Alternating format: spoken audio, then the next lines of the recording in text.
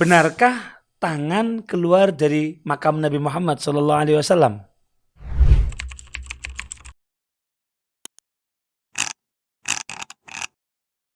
Sekarang jasad sudah hadir, berjumpa dengan jasad. Ulurkan tanganmu agar bisa aku cium langsung. Maka itu 12.000 orang menyaksikan tangan keluar dari kuburannya Rasulullah, dicium oleh Al-Imam Ahmad Ar-Rifai radhiyallahu anhu wa ardhah, dengan disaksikan 12.000 orang yang hadir radhiyallahu anhum ajma'i. Mereka, antara mereka dengan Rasulullah nggak ada hijab. Baik, saya tertarik untuk membahas sebuah kisah yang disampaikan oleh Al-Habib Jindan tadi, bahwa sebuah tangan keluar dari makam Nabi Muhammad SAW dan dicium oleh Al-Imam Ahmad Ar-Rifai. Benarkah ada kisah semacam ini? Apa bisa kita kategorikan sebagai sebuah khurafat sebagaimana banyak dituduhkan? Tenang, saya tidak akan membela secara membabi buta kok. Saya hanya akan meminta teman-teman yang belum subscribe dan menyalakan lonceng notifikasinya, lakukan sekarang juga. Bercanda. Saya hanya meminta teman-teman untuk bersabar dan tidak tergesa-gesa menyimpulkan. Karena kita perlu melihat kisah ini secara komprehensif dan jujur dengan literasi yang ada. Bismillah, kita mulai. Yang pertama, cara melihat permasalahan. Jadi pertama-tama yang harus kita gunakan adalah melihat ini dengan framework karomah yang sudah pernah kita bahas pada video sebelumnya berikut ini. Ini penting supaya menjadi pegangan kita dalam menilai sebuah kisah karomah. Yang paling penting terlebih dahulu adalah memahami bidayah, latar belakang atau track record sosok yang dikisahkan, mengenai kisah hidupnya, ilmu dan ibadahnya, serta riwayat-riwayat yang komprehensif tentang beliau.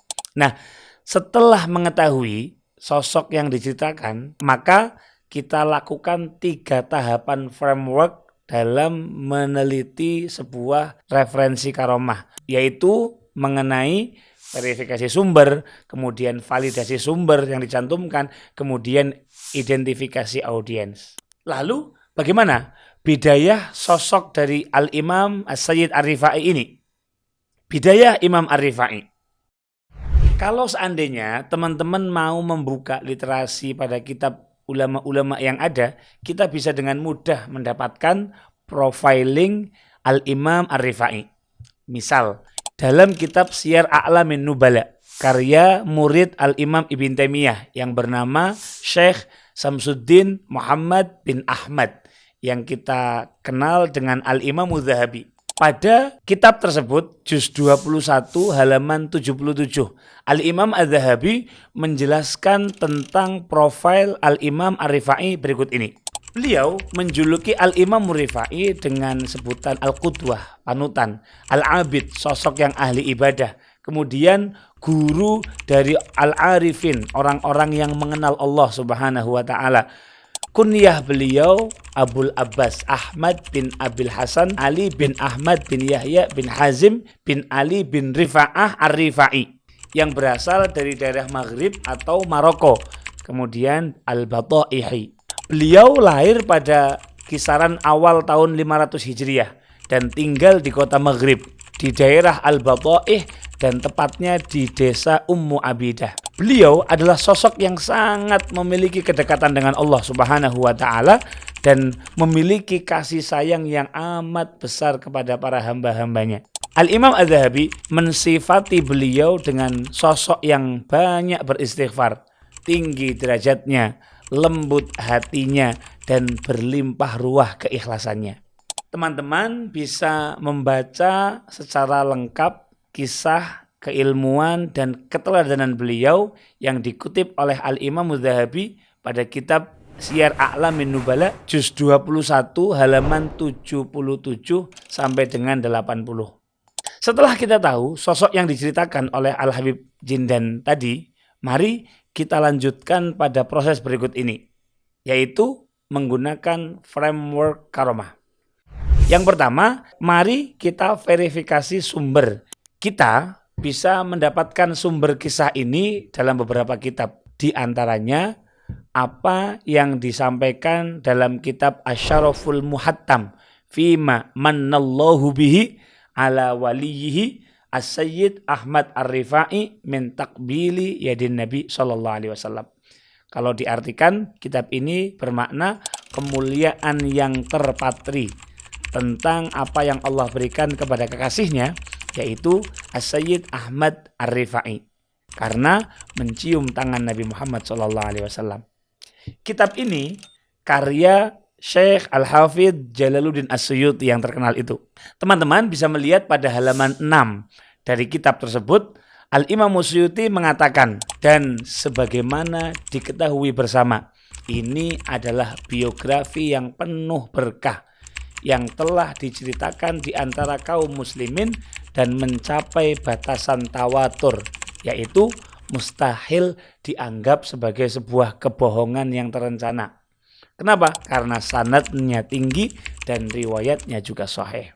Para periwayatnya juga disepakati kebaikannya. Bahkan orang yang mengingkari kisah ini bisa mendapatkan indikasi nifak.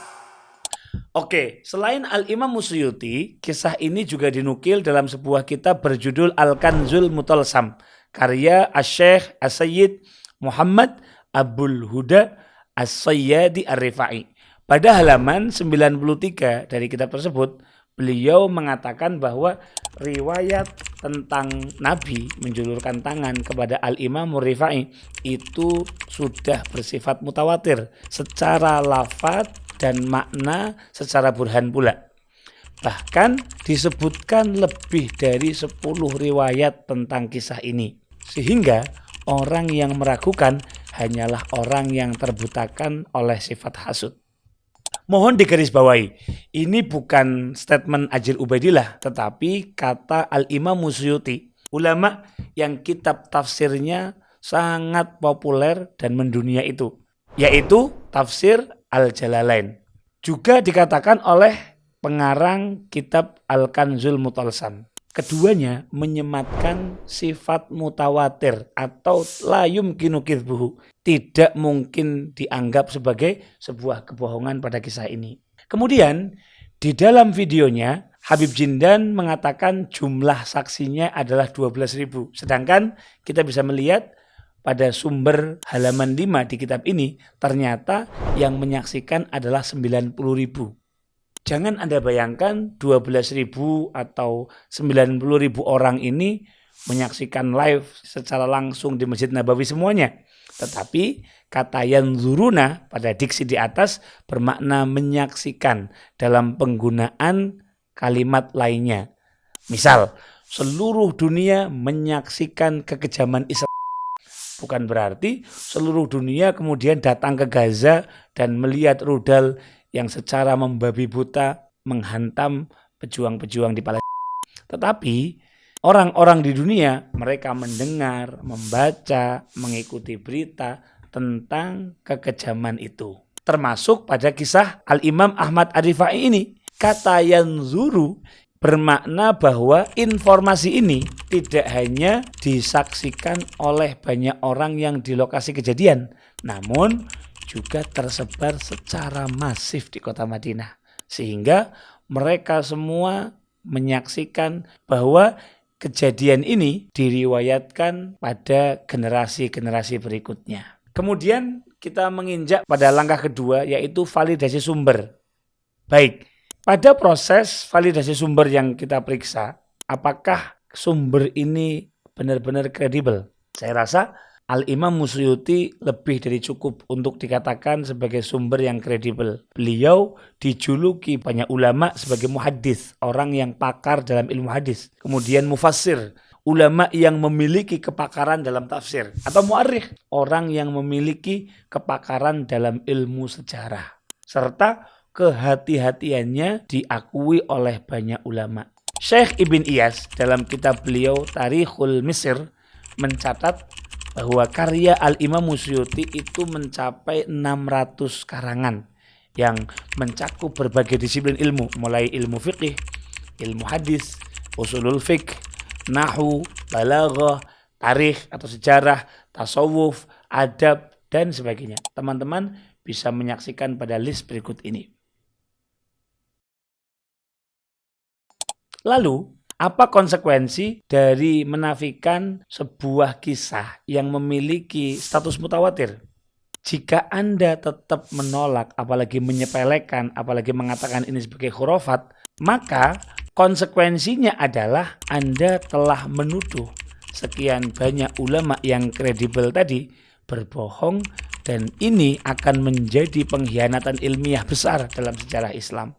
Langkah ketiga yaitu identifikasi audiens. Pada proses selanjutnya kita perlu mengidentifikasi audiens. Jika kita perhatikan latar dan audiens yang dihadapi oleh Habib Jindan saat itu, beliau tengah menceritakannya di hadapan para ulama, para habaib yang telah memiliki pengetahuan untuk mencerna dan memahami sebuah kisah karomah dan menjadikannya sebagai sebuah motivasi untuk beramal soleh. Namun, seperti yang telah kita ungkapkan pada video sebelumnya, pada zaman seperti sekarang ini, kita tidak bisa menafikan bahwa kamera yang merekam akan menyampaikan kisah ini pada orang-orang yang tidak semestinya dan belum memiliki kemampuan untuk mencerna kisah karomah. Sehingga diperlukan kehati-hatian yang sangat tinggi bagi para penceramah ketika menyampaikan kisah-kisah karomah. Namun, jika ada yang mengatakan ada jutaan saksi yang melihat kejadian ini yang dialami oleh Al-Imam Rifai tadi, mohon maaf, kami tidak atau belum menemukan sumber yang mengatakan sedemikian. Alangkah baiknya ketika kita menyampaikan sebuah kisah karomah, kita tetap berusaha memastikan setiap detail di dalam kisah tersebut sesuai dengan sumber dan sama sekali tidak diadakan perubahan. Kemudian logiskah kisah Imam Ar-Rifai tadi? Lalu bagaimana kita bisa menerima kisah ini begitu saja? Kok tidak masuk logika? Ada tangan keluar dari makam Nabi. Kenapa ini tidak terjadi kepada para sahabat yang jelas lebih mulia? Teman-teman yang saya cintai, mungkin kita perlu mengingatkan kembali tentang definisi karomah yang memang amrun khariqun lil adah. Peristiwa yang memang tidak lazim terjadi. Teman-teman bisa mengkaji kembali pada video kami berikut ini. Oke, saya tidak akan berbicara tentang Nabi. Ada sebuah kitab berjudul Mir'atuz Zaman fi Tawarikhil A'yan, karya Syekh Abil Mudzaffar Syamsuddin Yusuf bin Amir, yang terkenal dengan Sibtu Imam Ibnil Jauzi, yang sangat terkenal itu. Pada juz 21 halaman 92 beliau menukil sebuah riwayat. Berkata Syekh Ali bin Al-Haiti, saya berziarah ke makam Imam Ahmad bin Hanbal bersama Sayyidi Syekh Abdul Qadir dan Syekh Baqa bin Batwi. Semoga Allah Subhanahu wa taala merahmati beliau semua.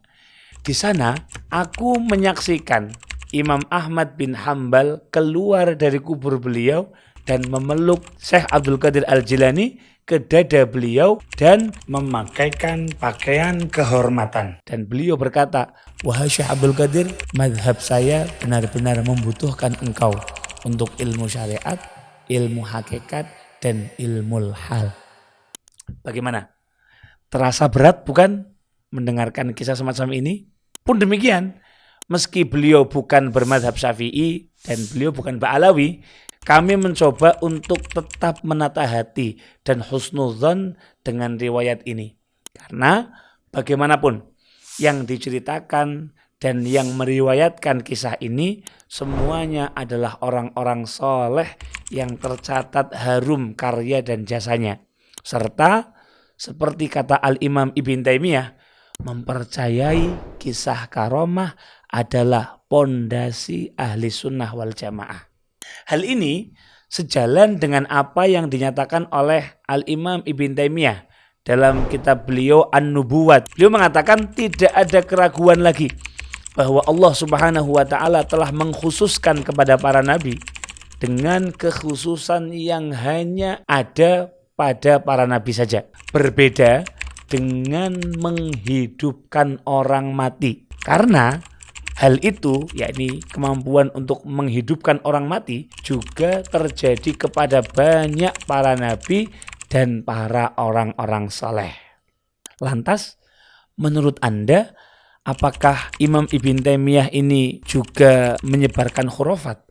Dua kitab yang barusan saya sebutkan di atas dengan tegas menyatakan adanya kemungkinan orang soleh bisa menghidupkan orang yang telah wafat. Lalu bagaimana jika sosok yang di makam itu adalah Rasulullah Muhammad SAW yang merupakan panutan para ulama yang barusan kita sebutkan namanya? Tidak bisa kita katakan kenapa Sayyidina Abu Bakar, Sayyidina Umar, Sayyidina Utsman tidak pernah menyatakan pengetahuan mereka tentang ilmu Lauhil Mahfuz. Justru ilmu ini pernah dinyatakan oleh Al-Imam Ibn Taimiyah yang menyatakan bahwa beliau mengerti apa yang di Lauhil Mahfuz, sebagaimana dikatakan oleh Al-Imam Ibnul Qayyim Al-Jauziyah dalam kitab Madarijus Salikin juz 4 halaman 2694.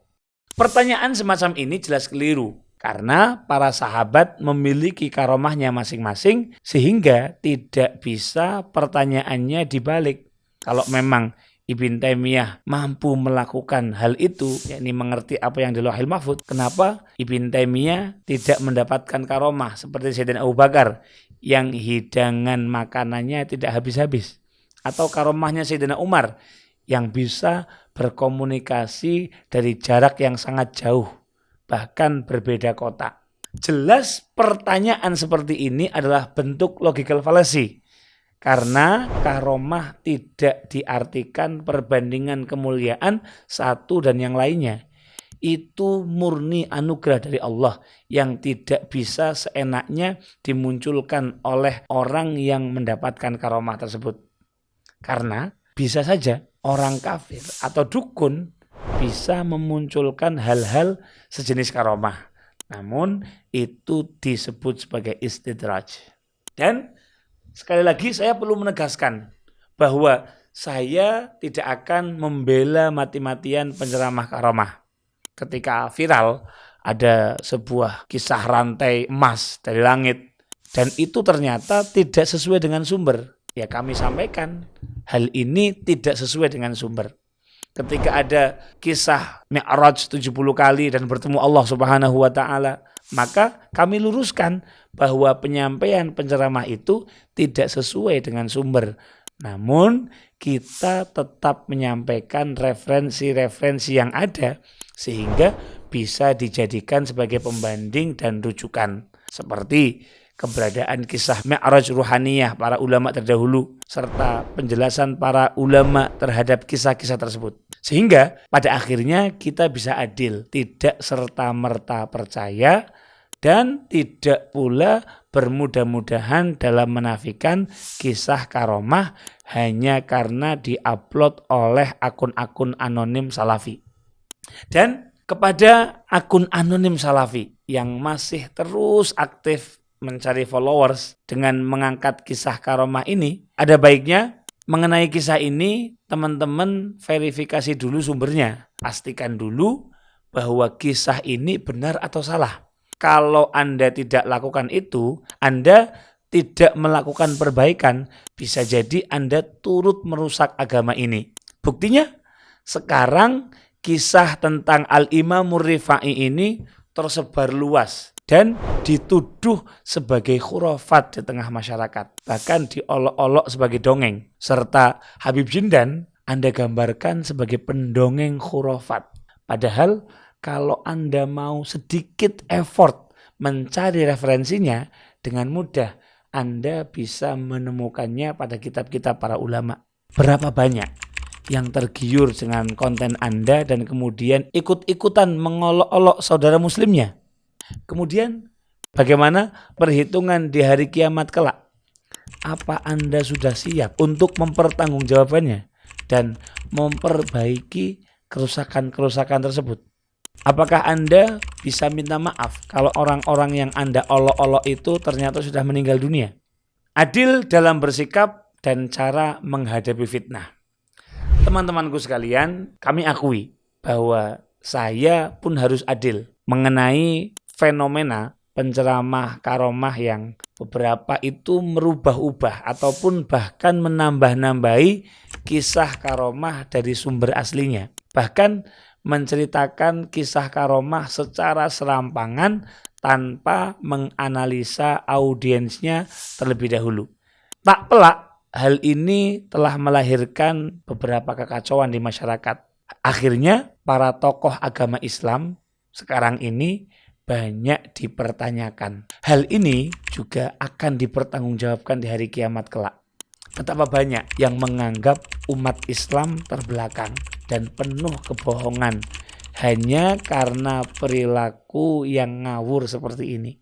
Lantas, apa bisa terjadi sebuah perbaikan dengan kita hanya diam dan membiarkan orang awam mengolah secara mentah-mentah video karomah ini berkali-kali tanpa ada penjelasan seorang yang berilmu, tanpa ada penjelasan yang menjadi penerang bagi umat di zaman yang penuh kegelapan ini?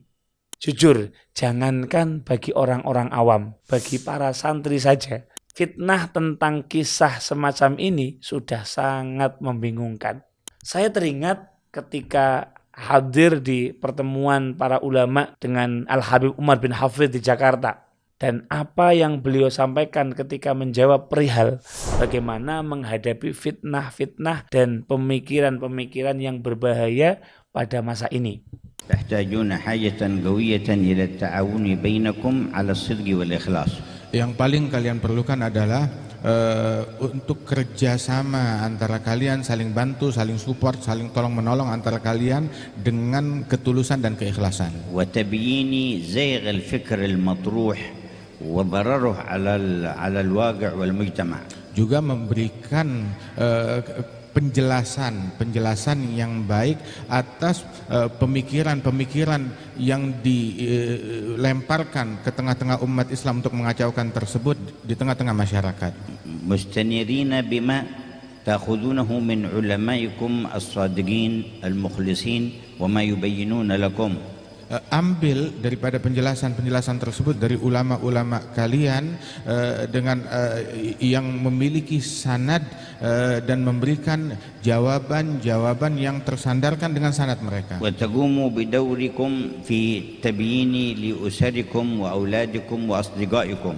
Dan juga kalian menjalankan peran kalian yang bisa kalian berikan manfaat dan penjelasan kepada orang-orang di sekeliling kalian seperti keluarga, kerabat, dan juga circle yang kita berada di dalamnya. مع قوة التعاون بينكم. Dan semuanya itu diiringi dengan saling support, saling bantu antara kita satu sama lain. وإن تكاثفت وقويت وكثرت الاتجاهات المعاكسة والمعادية. Walaupun problemnya itu kelihatannya sangat berat sekali, bertubi-tubi, menumpuk, tapi tetap kita konsisten dengan apa yang diajarkan ini. إنه من يتقي ويصبر فإن الله لا يضيع أجر المحسنين. Allah berfirman, sesungguhnya barang siapa yang bertakwa dan bersabar, Allah tidak akan menyia-nyiakan pahala dan ganjaran orang yang berbuat baik. والعاقبة للمتقين. Dan hasil akhir Allah Ta'ala berikan kemenangan kepada orang-orang yang bertakwa. ويحتاج أن يجتمع كبراؤكم وأهل الوعي منكم وأهل التخصص لترتيب كيفية هذا التعاون بينكم البين لا يقطعكم عنه حزبية wala nafsiyah wala hasasiyah. Dan perlu berkumpul dan saling bantu. Pertama harus kumpul dulu tokoh-tokoh kalian dan orang-orang spesialis yang memiliki keahlian di antara kalian di dalam problem-problem, menghadapi problem-problem tersebut. Saling kumpul, saling duduk bersama untuk meramu suatu konsep. Jangan sampai latar belakang baik itu dari kelompok tertentu, suku tertentu, ataupun juga pemahaman tertentu ataupun partai tertentu itu menghalangi kalian untuk saling duduk bersama-sama. فإذا صدقتم في ذلك وأحسنتم التعاون من دون اصطدامات ولا إثارات مشاكل، فسيكون الحال تدريجيا ماشي إلى الأحسن والعاقبة للمتقين. Dan apabila kalian memiliki kesungguhan dan juga melaksanakan itu semuanya dengan istiqamah, menjalankan hal-hal yang bisa menolak fitnah dan gangguan tersebut tanpa memperbaharui atau mengadakan sebuah problem dan fitnah yang baru lagi atau menjadi provokasi bagi orang lain, maka kelak Allah Subhanahu wa taala pasti akan memberikan solusi dan pertolongan dan menyingkap daripada problem-problem tersebut. Tetap hasil akhir Allah Ta'ala jadikan bagi mereka yang bertakwa. Waffaqakumullah wa akhadh bi'aidikum. Semoga Allah memberikan taufik dan membimbing kalian. Penutup. Kepada para pembenci Gus, Kiai, Habaib, dan sejenisnya, saya ingin menutup video ini dengan menyampaikan satu firman Allah Subhanahu wa taala. Allah Subhanahu wa taala berfirman, "Ya ayyuhalladzina amanu kunu qawwamina lillahi syuhada'a bil qist wa la yajrimannakum syana'anu qaumin ala alla ta'dilu i'dilu huwa aqrabu littaqwa wattaqullaha innallaha khabirum bima ta'malun." Perhatikan baik-baik. Wahai orang-orang yang beriman, jadilah kamu semua sebagai penegak keadilan Allah ketika menjadi saksi dengan adil. Dan janganlah kebencianmu terhadap suatu kaum mendorong kamu untuk berlaku tidak adil. Maka berlaku adillah, karena perbuatan adil itu lebih dekat dengan ketakwaan. Dan bertakwalah kepada Allah, sungguh Allah Maha mengetahui terhadap apa yang kalian kerjakan. Al-Quran surat Al-Maidah surat ke-5 ayat ke-8. Semoga penjelasan ini bermanfaat dan Allah Subhanahu wa taala menyatukan kita semua di dalam kebaikan. Amin ya rabbal alamin. Assalamualaikum warahmatullahi wabarakatuh.